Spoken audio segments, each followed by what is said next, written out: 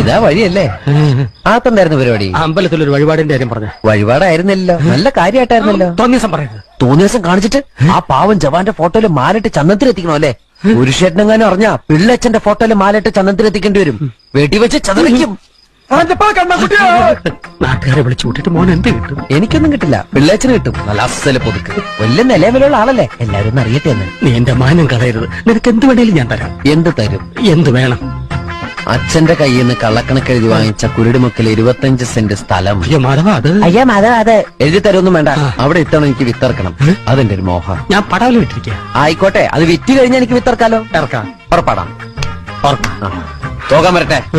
ഇതൊക്കെ മറക്കാതിരിക്കാൻ ഞാനൊന്നും കൂടെ തന്നാലോ? വേണ്ട, ആരും കാണൂല. വേണ്ടെന്നേ. എന്നാ ചാടിക്കോ മോനെ. ഇന്ന് നീ അവിടെ കക്കാൻ കയറരുത്. ഇന്ന് അവിടുന്ന് എന്തെങ്കിലും പോയാൽ നാളെ അത് എന്റെ തലയിലാവും. ഓ, എന്നാ മറ്റന്നാളാവാം. അതിന്റെ പിറ്റേന്ന് എന്റെ തലയിലാവും. സ്ഥിരാണല്ലേ? ചാടിക്ക.